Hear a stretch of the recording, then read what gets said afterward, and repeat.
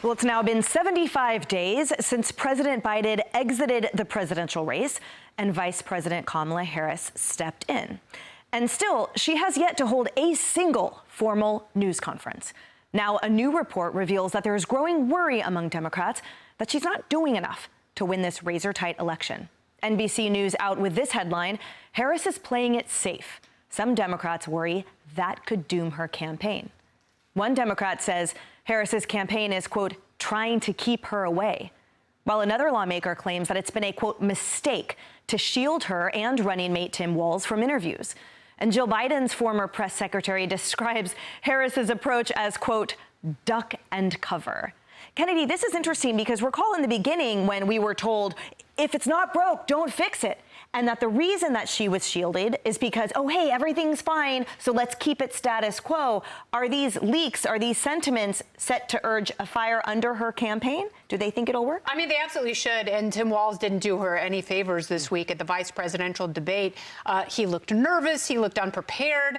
And I think that was a metaphor for the entire campaign because, you know, we've always made fun of politicians for running a 90s playbook. Well, she's actually running the 2020 playbook when they put a lid on Joe Biden at 3 in the afternoon. And obviously, you know, his term has been extremely carefully managed. And you had people like the vice president and Karine Jean-Pierre saying, no, he's got more energy than we do. He runs circles around us every single day.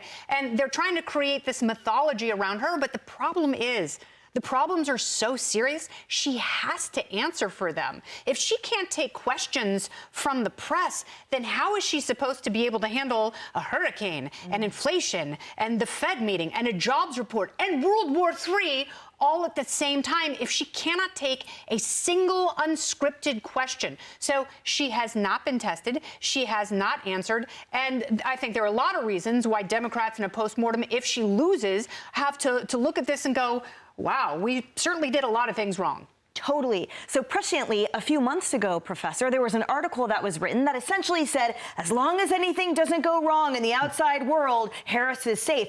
The reality is a lot's going wrong in the outside world, and most of it is under her watch and because of decisions she and Biden made. So to Kennedy's point, they can't afford to sit by silent because Americans need leadership and answers now.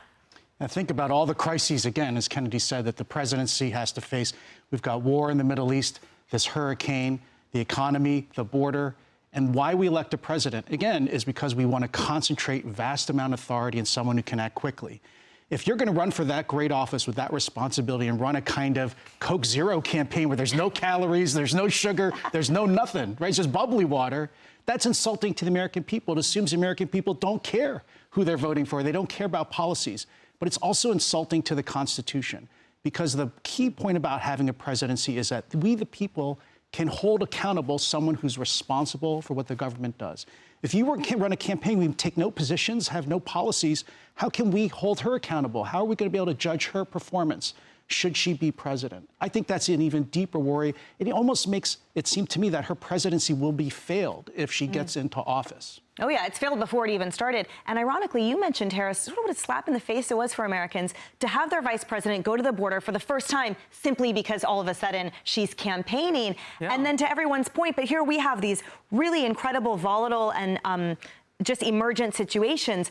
We really need a vice president. We really need someone. So if she doesn't know what to do at this point, and Biden doesn't know which storm just happened in the storm zone that he just left, who's running the country? Amen. And is that group or those people, are they still going to be running the country if and when she gets back into office, not as VP, but as the top? Like that, those are some real concerns that we have to have happen now, have to ask about. So I look at what people do. Trump and the governor of Georgia, Kemp, will be down in Georgia together. And we've reported they've had some tough moments during the political season. They're together. I talked about unity in the GOP right now. We're seeing it. You saw DeSantis on earlier with me. You're seeing it. Pull together those Republican governors. Those people are pulling together. J.D. Vance will be near the home of Laken Riley. You were talking about the border. That's where he'll be today. Also in Georgia. Kamala Harris will be in Michigan. I think that's really all you got to say. Kayleigh, talk to us about the political ramifications, about the impact. What does this mean, do you predict, for the election? Look, Democrats are in panic mode. The Kamala campaign's in trouble, and they know it. It's a razor-thin race. This is why you see an NBC piece questioning her strategy. But it's not just this NBC piece. There's a lot more going on. Democrats are panicking because J.D. Vance trounced Tim Walz. Kirsten Welker over at NBC said she was lighting up with text messages of people saying they could not believe how good J.D. Vance was, and those people were Democrats. Politico said that Democrats were alarmed by how Walz performed. And then all of a sudden you have this new Politico piece come in about Walz and the Kamala campaign not knowing about all of his lies and mistruths before they chose him. That is like a subterfuge from someone somewhere saying, even we are realizing we have problems here on the ticket. It's not us, the Kamala team. Look over at Tim Walz. Undergirding all of this is the fact that she has a 2.2% lead in Real Clear Politics nationally. Biden had an 8.1% lead. He was basically 4 times in a better polling position than her. So they're bringing in Obama next month. We'll see if it works, but Obama didn't save Hillary. I don't know if he can save Kamala. Next week. Kayleigh, we're already in October. All of He's next coming. month. Yeah. All of next month. Don't forget, the vice president said this week she was sleep deprived. She was suffering from horrible insomnia when Biden announced that he wasn't going to seek re-election. And the worst day she had, where after the worst insomnia, that was the day she chose Tim Walz. When she had no judgment. It's like that, again, throwing him under the bus. We were all here saying Shapiro's the obvious pick. Thanks for not picking him. Wow. Well, hopefully they keep not taking our good advice. Hey, everyone. I'm Emily Campagno. Catch me and my co-hosts Harris Faulkner and Kayleigh McEnany on Outnumbered every weekday at 12 p.m. Eastern, or set your DVR. Also, don't forget to subscribe to the Fox News YouTube page for daily highlights.